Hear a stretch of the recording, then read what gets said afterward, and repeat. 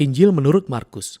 Ini adalah salah satu catatan pertama dari kehidupan Yesus, dan tradisi sejarah mula-mula kita menghubungkan kitab ini dengan penulis Kristen bernama Markus, atau Yohanes Markus. Dia adalah seorang rekan kerja Paulus dan bersahabat dekat dengan Petrus. Bahkan seorang sejarawan gereja kuno bernama Papias mengingat bahwa Markus mengumpulkan semua catatan saksi mata dan semua yang diingat Petrus, lalu menyatukannya ke dalam catatan ini. Namun Markus tidak menyatukan potongan-potongan itu dengan sembarangan, melainkan merancang kisah tentang Yesus ini dengan hati-hati. Dalam baris pertama kitab ini, Markus membuat pernyataan tentang Yesus. Inilah permulaan Injil tentang Yesus Kristus, Anak Allah. Yang menarik adalah, hanya disinilah Markus mengungkapkan pendapat pribadinya.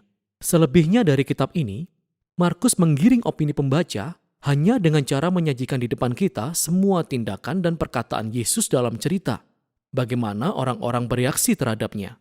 Nah, Markus menjadikan kisah Yesus sebagai sebuah drama dengan 3 babak. Babak pertama berlatar belakang di daerah Galilea, yang ketiga di Yerusalem, dan babak kedua menceritakan Yesus yang sedang dalam perjalanan dari satu tempat ke tempat lain. Dan setiap babak berfokus pada tema yang sama. Jadi di babak 1, semua orang terpesona oleh Yesus, dan mereka bertanya-tanya, siapakah Yesus ini? Di babak kedua, murid-murid berjuang untuk memahami apa artinya bagi Yesus menjadi Sang Mesias. Kemudian di babak ketiga, kita melihat paradoks yang mengejutkan tentang bagaimana Yesus menjadi Raja Mesianis. Mari kita masuk ke dalam cerita dan melihat bagaimana kisah ini berjalan. Setelah kalimat pembuka, Markus memulai dengan mengutip 2 nabi terdahulu, yaitu Yesaya dan Maleaki, yang berkata bahwa Allah akan mengirim seorang utusan bagi bangsa Israel untuk mempersiapkan mereka ketika Allah menunjukkan dirinya sendiri untuk menyelamatkan umatnya dan menjadi raja mereka. Dan Markus memperkenalkan Yohanes Pembaptis sebagai utusan itu. Kemudian tepat ketika kita berharap Allah menunjukkan dirinya secara pribadi, Markus memperkenalkan Yesus. Ketika Yesus muncul dalam cerita, langit terkoyak dan Roh Kudus turun ke atasnya, lalu Allah berkata, "Engkaulah anakku yang kukasihi." Setelah itu, Markus menaruh kisah ini di depan rangkuman pesan inti Yesus. Dia berjalan menyusuri Galilea dan memberitakan Injil bahwa kerajaan Allah sudah dekat. Yesus melanjutkan kisah dari Perjanjian Lama mengenai operasi penyelamatan Allah bagi dunia. Melalui Yesus, Allah memulihkan pemerintahannya atas dunia ini dengan menghadapi dan mengalahkan si jahat dan cengkramannya dalam kehidupan manusia. Kemudian, mengundang mereka untuk hidup di bawah pemerintahan Allah dengan cara mengikuti Yesus. Dari sini, Markus memberi kita batasan besar dari kisah ini yang menunjukkan kuasa Yesus saat dia membawa kerajaan Allah. Dia pergi menyembuhkan orang sakit, terluka, atau terikat kuasa gelap. Dan Yesus bahkan melakukan sesuatu yang bagi orang Yahudi hanya Allah yang berhak melakukannya. Dia mengampuni dosa manusia. Tindakan-tindakan Yesus ini menimbulkan reaksi yang berbeda-beda. Beberapa orang mengikutinya dan menjadi muridnya, sebagian lain tidak tahu harus berpikir bagaimana. Dan yang lainnya benar-benar menolaknya, khususnya para pemimpin Israel yang menuduhnya menghujat Allah dan mendapat kuasa dari iblis. Tapi Yesus tidak terkejut dengan semua tanggapan itu. Bahkan dia membuat hal itu menarik untuk diperhatikan. Dalam pasal 4, Markus mengumpulkan berbagai perumpamaan Yesus tentang misteri kerajaan Allah yang tersembunyi. Yesus berkata bahwa pesannya adalah seperti benih yang jatuh di berbagai jenis tanah yang berbeda. Ada yang menerima dan ada yang tidak. Atau seperti sebuah biji sesawi yang sangat kecil dan terlihat sepele, tapi kemudian bertumbuh besar dan mengherankan semua orang. Yesus menekankan bahwa dialah Sang Mesias yang membawa kerajaan Allah, namun tampaknya ini tidak seperti yang diharapkan oleh banyak orang. Dan kebingungan yang makin besar tentang Yesus yang dialami orang banyak ini berkaitan dengan hal penting yang ditekankan oleh Markus di bagian akhir babak pertama, bahwa kebingungan ini pun terjadi di antara murid-murid Yesus.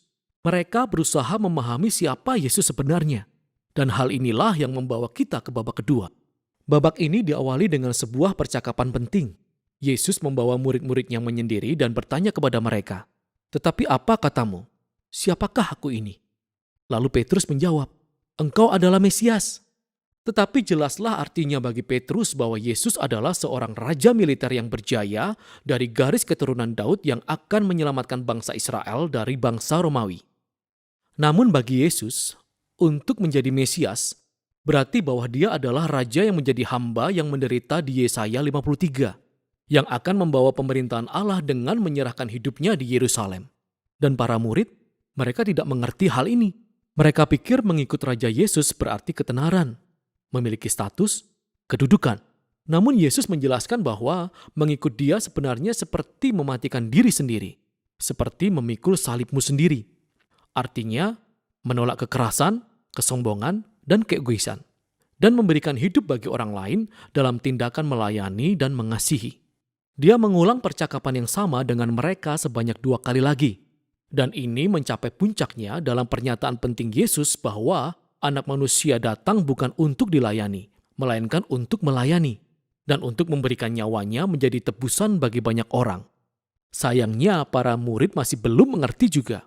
Mereka kebingungan dan ketakutan. Di babak kedua, Markus menaruh kisah kunci yang lain yang senada dengan isi pendahuluan kitab ini. Yesus membawa 3 muridnya naik ke gunung dan tiba-tiba dia berubah rupa, memancarkan cahaya dan kemuliaan dan awan menaungi mereka. Nah, ini seperti kemuliaan Allah Israel yang muncul beberapa waktu silam di Gunung Sinai. Lalu 2 orang nabi yang dulu berdiri dalam hadirat Allah di Gunung Sinai, Musa dan Elia, mereka muncul di samping Yesus saat Allah kembali mengumumkan, "Inilah anakku yang kukasihi." Dengan menempatkan kisah ini di tengah-tengah percakapan di babak kedua, Markus membuat sebuah pernyataan yang mengherankan, bahwa Yesus anak Allah adalah perwujudan fisik dari kemuliaan Allah sendiri. Dan di dalam Yesus, Allah Israel yang mulia akan menjadi raja dengan cara menderita dan mati bagi dosa-dosa umatnya. Ini adalah pernyataan misterius yang membingungkan dan menakutkan para murid ketika mereka meninggalkan gunung itu, yang mengantar kita ke babak ketiga. Yesus memasuki Yerusalem bak bangsawan dengan dilihat orang banyak untuk perayaan Paskah. Orang-orang mengeluh-elukannya sebagai Mesias. Kemudian ia masuk ke halaman bait Allah dan ia menyatakan otoritas kerajaannya dengan mengusir para pencuri dan penjahat, serta menghentikan sistem korban. Maka inilah permulaan dari seminggu penuh Yesus berdebat dan menentang para pemimpin Israel dan mengutuk kemunafikan mereka. Sehingga mereka menyusun sebuah rencana untuk membunuh dia. Dan Yesus mengingatkan murid-muridnya bahwa Yerusalem dan bait Allah akan diruntuhkan dalam 1 generasi dan mereka akan dianiaya seperti dia. Hingga dia kembali suatu hari nanti untuk membawa kerajaan Allah sepenuhnya ke dalam dunia. Dan semuanya mengarah ke malam terakhir. Yesus mengadakan perjamuan Paskah terakhir bersama murid-muridnya, sebuah perjamuan simbolis yang menceritakan kisah pembebasan bangsa Israel dari perbudakan melalui kematian anak domba Paskah. Yesus menggunakan simbol-simbol ini dan memberikan makna yang baru. Simbol-simbol itu menunjuk pada pembebasan dari dosa dan kematian yang terjadi melalui kematian Mesias, hamba yang menderita. Dari sini, kisahnya segera berlanjut ke penangkapan Yesus di hadapan Mahkamah Agama dan Pilatus gubernur Roma yang mengakibatkan penyaliban Yesus. Dan mencapai puncaknya dalam sebuah babak kunci yang sesuai dengan babak-babak penting dari babak 1 dan 2. Kecuali yang turun kali ini adalah kegelapan, bukan awan. Dan bukannya terdengar suara ilahi dari surga, melainkan suara Yesus yang berteriak dengan nyaring sebelum dia meninggal. Yang sangat mengejutkan adalah, ternyata seorang tentara Romawilah yang melihat Yesus meninggal, yang mengerti dan menyerukan siapa Yesus sebenarnya. Sungguh, orang ini adalah anak Allah. Tentara ini menjadi orang pertama yang menyadari klaim mengejutkan dari kisah ini, yaitu klaim tentang jati diri Yesus, bahwa anak Allah yang disalibkan itu adalah Sang Mesias. Yesus dari Nazaret yang mati bagi sahabat-sahabatnya dan bagi musuh-musuhnya. Setelah ini, tubuh Yesus diletakkan dalam sebuah kubur. Di hari pertama pada minggu yang baru, 2 orang wanita dari kumpulan para murid datang ke makam itu dan mereka menemukan bahwa kubur itu telah kosong dan batu sudah terguling. Seorang malaikat berkata kepada mereka bahwa Yesus tidak ada di sini. Dia telah bangkit dari kematian. Kemudian malaikat itu menyuruh mereka untuk pergi dan mengabarkan berita gembira itu kepada murid-muridnya bahwa Yesus hidup kembali dan akan menemui mereka kembali di Galilea. Dan para wanita itu, mereka sangat panik. Markus berkata bahwa mereka keluar dan meninggalkan kubur itu tanpa mengatakan apa-apa kepada siapapun juga karena takut. Dan demikianlah kitab ini berakhir. dengan murid-murid Yesus yang menunjukkan ketakutan dan kebingungan yang sama, yang mengakhiri babak 1 dan 2. Nah, sekarang, jika kita melihat Alkitab kita akan melihat bahwa Injil Markus masih memiliki kisah lain sebelum berakhir, yaitu ketika Yesus menampakkan diri dan berbicara kepada murid-muridnya. Namun ada juga sebuah catatan di sana bagi kita yang mengatakan bahwa bagian akhir tersebut bukanlah bagian dari kitab aslinya, namun hanyalah bagian yang ditemukan kemudian dalam naskah-naskah lain yang kurang dapat dipercaya. Tetapi mungkin saja bahwa bagian akhir dari catatan yang asli hilang, atau Markus sebenarnya tidak pernah menyelesaikan penulisannya tersebut. Tapi lebih mungkin bahwa akhir yang tiba-tiba ini memang sengaja dibuat untuk tujuan tertentu. Keseluruhan kisah berfokus pada pernyataan mengejutkan yang membuat murid-murid Yesus bingung dari awal hingga akhir, yaitu Yesus yang menderita, disalibkan, dan bangkit ini adalah Mesias Anak Allah. Bahwa kasih Allah dan kerajaan yang terbalik dinyatakan saat Yesus mati bagi dosa-dosa dunia.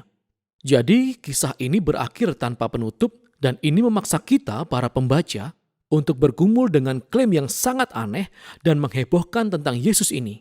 Nah, akankah kita melarikan diri seperti para murid? Atau akankah kita mengenali Yesus sebagai Raja kita, lalu pergi dan memberitakan Injil ini? Hanya kitalah yang dapat menjawab pertanyaan itu. Dan itulah isi Injil Markus.